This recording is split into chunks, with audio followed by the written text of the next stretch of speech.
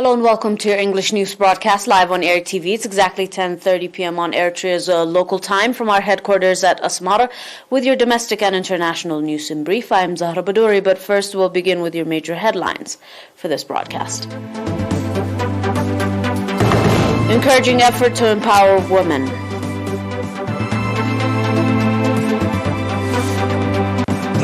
Reserved land in Eritrea in good condition and vocational training to women in southern Denkalia.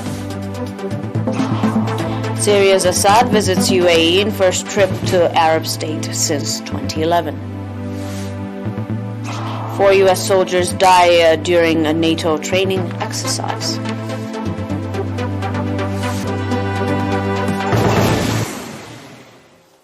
Welcome to your domestic in brief. The effort by the National Union of Eritrean Women to free women from practicing harmful practices and develop their capacity with education and vocational training with a view to enable them become self-supportive and productive members of the society is registering encouraging results, indicating that numerous programs have initiated to develop the understanding of women on the negative consequences of harmful practices, as well as to improve the socio-economic status of women.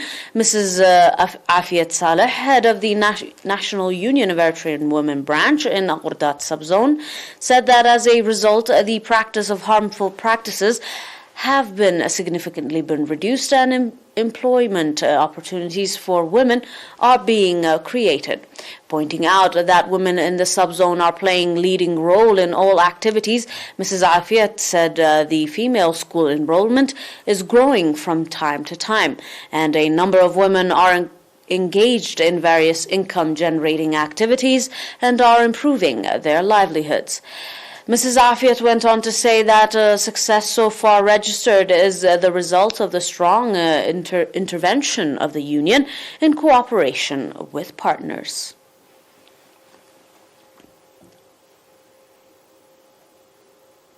On your preceding domestic owning to the strong follow-up on the part of the concerned institutions, the reserved land in Eritrea Ginda subzone reported that is in good condition. According to reports at the reserved land that was established in the year 2011, no deforestation activities have been reported, and that the forestry and wildlife resources is developing. Compared to previous years, the reserved land in Dankur area that was established before 9 years is developing owing to the sustainable follow-up being conducted as well as the growing awareness of the public. The residents on their part indicated that the bee farming inside the reserved land are in good condition and are playing due part in supplying honey to the local market. According to documents from the Ministry of Agriculture, out of the 700,000 hectares of reserved land in northern Red Sea region, 600,000 hectares are located in Ginda subzone.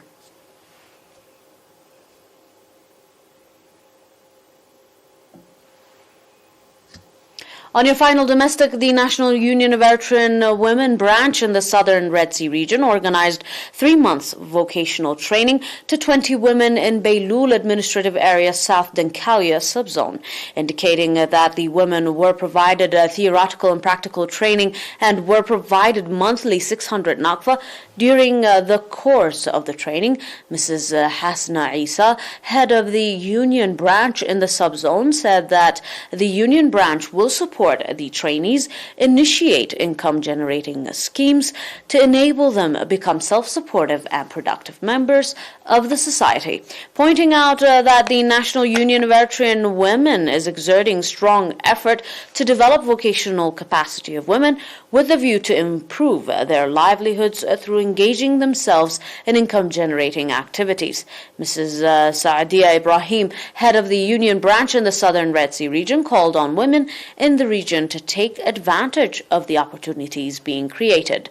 Mrs. Saadia also called on women in the region to play due role in encouraging their female children attend the regular education.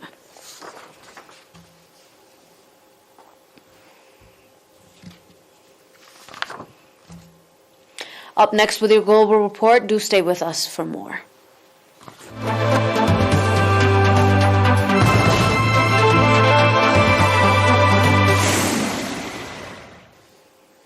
And on your report on the international line states Syrian President Bashar al-Assad has met Dubai's ruler Sheikh Mohammed bin Rashid Al Maktoum in Dubai. The Syrian presidency said in a statement in his first visit to an Arab state since the Syrian war began in the year 2011. Assad has also met Abu Dhabi Crown Prince Sheikh Mohammed bin Zayed Al Nahyan, the state news agency of the United Arab Emirates and Syria reported on Friday. At the meeting, Sheikh Mohammed expressed his hope, in quotation, this visit would be the beginning of peace and stability for Syria and the entire region. The meeting comes days after the 11th anniversary of the beginning of the uprising in Syria, which unlimitedly has not succeeded in unseating al-Assad. Al-Assad, Syria's state news agency SANA reported that the meeting between Assad and Al-Maktoum says, in quotation, dealt with the overall relations between the two countries and the prospect of expanding the circle of bilateral cooperation, especially at the economic, investment and commercial levels.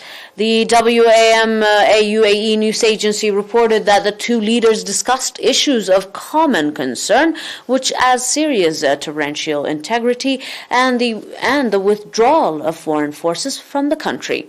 The visit sends the clearest signal yet that some countries in the Arab world are willing to re-engage with Syria's once widely shunned president. Several Arab countries, however, are reviving ties with Assad, including Jordan and Lebanon, which have urged the U.S. to ease sanctions on Damascus in order to bluster the trade. However, the UAE reopened its embassy in Syria in late 2018 in the most significant Arab overture towards the Assad government, though relations remain cold. Last fall, the Emirati foreign minister flew to Damascus for a meeting with Assad, the first visit by the country's top diplomat since the year 2011. The United States, however, a close Emirati partner, criticized the visit at the time, saying it would not support any normalization with President Assad's government. On your final report, however, 4 U.S. soldiers were killed in a plane crash in a Norwegian town in the Arctic Circle during a NATO exercise unrelated to the Ukraine war, Norway's Prime Minister reported on Saturday. John Jahar Støre tweeted that they were killed in the crash on Friday night. The cause was under investigation, but Norwegian police reported bad weather within the area. Norway's armed forces reported that the plane was a V-22B Osprey that belonged to the U.S. Marine Corps. In quotation, the aircraft had a crew of 4 and was out on a training mission in Nordland County in northern Norway. According to a statement made, it is with great sadness that they have received the message that 4 American soldiers died in a plane crash last night. As reports came, the soldiers, however, participated in NATO's exercise Cold Response, and their deepest sympathies go to the soldiers' families, relatives, and fellow soldiers in their unit, as reports also came. It was on its way north to Bedowi, where it was scheduled to land just before 6 p.m. Friday. The plane crashed in Gitalin in Bahrain, south of Bodø. Police said a search and rescue mission was launched immediately at 1:30 a.m. Saturday. The police arrived at the scene and confirmed the crew of 4 and pronounced them as dead. Marines said in a tweet that they can confirm an incident has occurred involving a Marine Corps MV-22B Osprey aircraft. However, the cause of the incident is under investigation and additional details would be provided as available soon as possible. Dear viewers, that is all for now for your reports with your domestic and international news in brief. Until we are back with some more news, stay and enjoy the rest of our programs. But until then, these were a recap of your headlines for this broadcast. Encouraging effort to empower women. Reserved land in Fishay-Marara-Ginda subzone in good condition.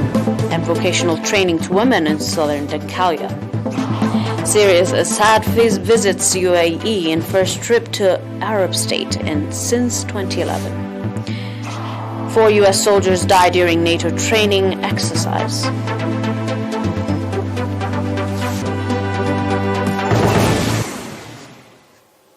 That is all for now. Do have a nice one.